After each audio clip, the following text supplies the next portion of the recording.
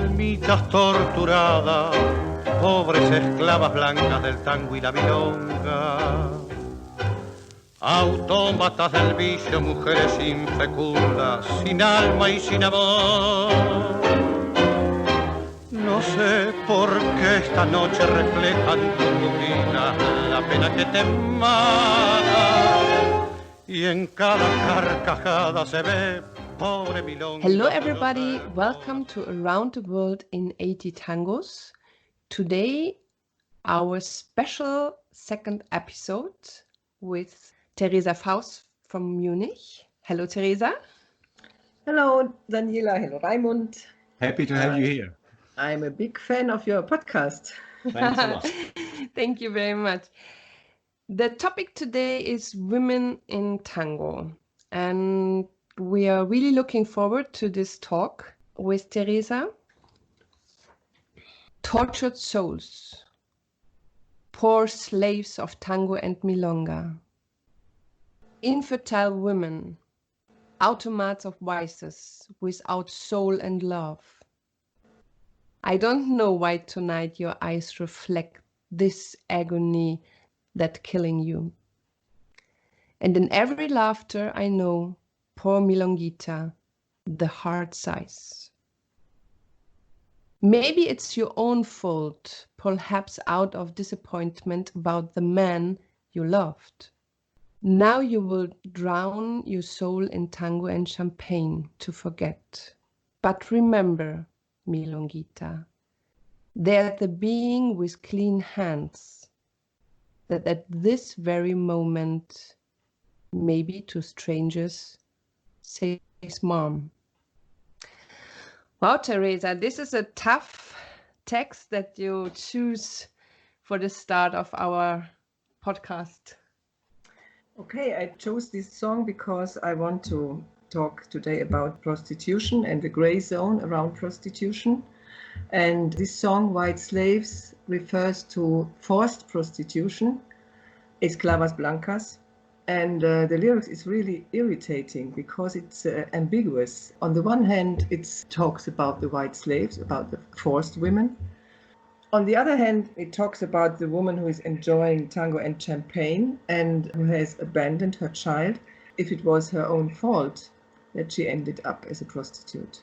The title of this song is Esclavas Blancas, White Slave. It was written in 1931 and music and lyrics is by Horacio Petorossi. And the orchestra was Francisco Rotundo with the singer Florian Ruiz. Recording from 1950. I chose this song because I don't want to talk in general about women, but I want to talk about prostitution and the big gray zone that is around prostitution and that has a connection to tango. In Buenos Aires, there was a big lack of women around 1900 and until the 60s of the 20th century. Because many immigrants came, they were male, they were looking for work and they didn't take their wives or female relatives. The number of men was up to the double of the number of women.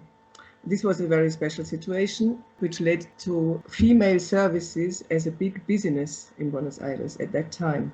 And services could be taxi dancing, it could be concubines who were exclusively girlfriends of rich men, and it was normal prostitution, but in a much bigger amount than in other parts of the world. Especially there was a forced prostitution, trafficking with young women, with girls, was a big business. Young girls from Eastern Europe or from France were seduced to come to Buenos Aires with false promises to marry there or to get good jobs. And then already on the ship they were misused by their traffickers. And when they arrived in Buenos Aires, they were forced to work in brothels to worst conditions. Can you name any numbers about the amount of prostitution in this time?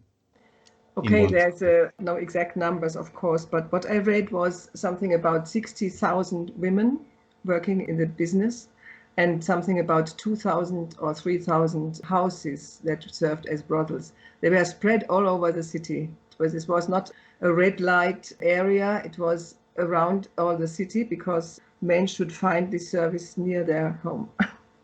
Mm. There was different kind of houses, because you say houses. There were not only bordels, there were also in combined with dancing and tango and taxi dancers. And Yes, what we are interested now is the connection between prostitution and tango. And there's a saying that tango was born in the brothels. This is not exactly right. There is a connection, but the connection is like there were houses that served as well as milongas as brothels. And in the big hall there was a milonga. Often it was elegant milongas. And in the rear part of the house there was the brothel. And men could hire women in the milonga as taxi dancers, and they could hire women, maybe the same women, for sex services. This kind of houses was where tango musicians were asked to play. And for some of the young musicians in the years 0 and 10th years of the 20th century, it was the start of their career as tango musicians. But the tango itself wasn't danced mainly in the brothels. It was born in poor neighborhoods, in the patios of houses where the immigrants were living under poor circumstances, and on the street and in many places. And Brussels was only a part of it. There's also a fact that the upper class took part in this development. These casas de baile that I told about, or there were among them were elegant places. Some of them are named in tangos. Lo de Laura and Maria la Vasca were the most famous in the center. And rich young men frequented these houses. And this was a way how tango made its way from the poor neighborhoods to the upper class. And already in the 20s, tango was well spread in the upper class, and the orchestras of the 20s, they played in really elegant places. Another format of prostitution in tango which arose and then in the 20s, was a cabaret. A cabaret was a really elegant place of dancing, and the big orchestras played there. For example, the famous Chantecler, which was the main place where D'Arienzo was playing every day. And in the cabarets, there were also women offering services like animation girls who animated the people to consume drinks. And also it was a place where the rich men met their concubines. The rich men were called bacan, which is a word that appears in many tangos. And it was also a place where upper class prostitutes, the better paid prostitutes, were frequenting and connecting with their clients. I would like to talk about the idea of social mobility. So the way from the suburb to the cabaret of a poor girl was a way to rise in a class. On the other hand, a rich man could go to a suburb to enjoy tango. He would downgrade his class. So yeah, this was both. Tell us something about this practice in the tango world. Yes, both ways were possible. The rich men, they were earlier because men were more independent, and they went to tango places in the suburbs, and like I mentioned before, they took the tango to more elegant barrios. For a girl, one of the few alternatives she had was to go to the center and to have a life as a high-class prostitute. It sounds horrible, but it was often the only possibility for a girl to be a bit more autonomous and to have a better life than in her poor neighborhood.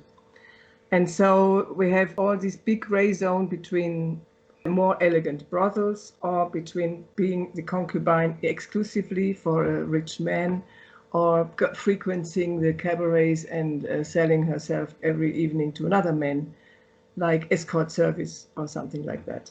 And this career of a girl, or this fate of a poor girl being a prostitute, is a topic of many tangos. So we have lyrics, famous tangos, lyrics that, for example, Madame Yvonne, Milonguita, Estercita, El Motivo, about these girls. There's a certain pattern that appears always in these tangos. It's like a lovely girl praising her beauty, but then warning this girl that she will end up, when her beauty is gone, when she's getting old, she will end up in poorness, in misery, and without friends, and that she won't have a real love during her whole life. Theresa, you also brought us a second tango to this podcast, Gloria, and you choose the first two verses. You have guts, you're a great lord, but you won't fool me with your foul phrases of love. You're wasting time. You can move on. From the beginning, I could tell you wanted to buy me, but I'm not that kind of girl. Try somewhere else. Old timer, so long. You can hit the road, because my use is not your boutonniere.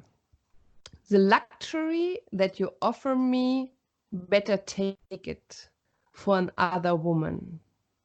My lover is not a reed in the wind, and this you should know, he has a heart, and I'm for him. Well, I know there's no greater glory than that of love. So this song is called Gloria. It's very well known. It was written in 1927. The music is made by Umberto Canaro, the piano playing brother of Francisco Canaro, and the lyric is from Armando Tagini. The most well-known version is of Alfredo de Angelis with Carlos Dante, but we will hear the version sung by a woman, by Nina Miranda with the orchestra Donato Raggiati from Uruguay. So this is the situation like before. A rich man wants to buy a nice girl to be his exclusive concubine, but in this case the girl rejects. She doesn't want to be this concubine. She wants to have her freedom and to love the man she really loves and not sell herself. What is interesting is that not always the lyrics that are the perspective of a woman are sung by women. They are sometimes sung by men and the other way around also. And there is a little story to Nina Miranda. Yes, in this song we hear her as an emancipated woman. She married and her husband asked her to stop her career as a singer, and she did. So she was not that emancipated as it appears here in this song. And with this little sad story, I feel, we say goodbye from around the world in 80 tangos. This was our second special episode with Theresa Faus from Munich. The topic was Women in Tango.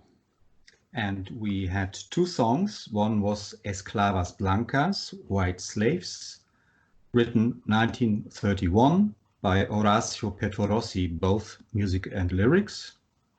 And the orchestra was Francisco Rotundo with the singer Florial Ruiz. I chose this version because it's dramatic and so it's most appropriate to the lyrics.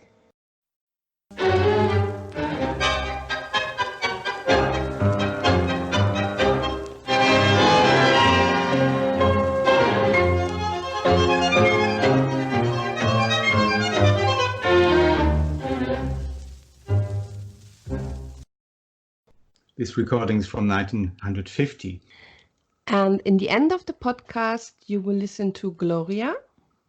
Gloria, written 1927 by Umberto Canaro, music, the brother of Francisco Canaro, and the lyric was written by Armando Tagini.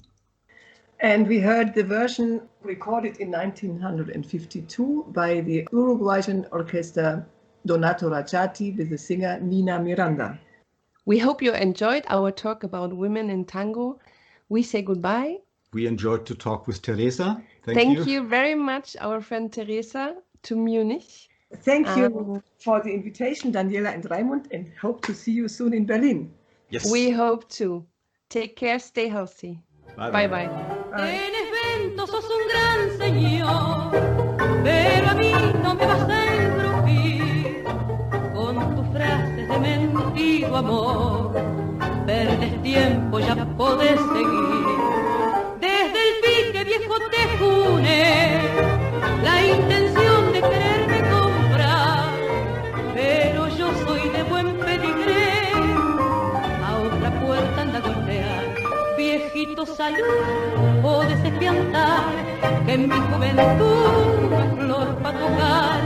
La gloria que vos a mí me ofreces, guárdala mejor.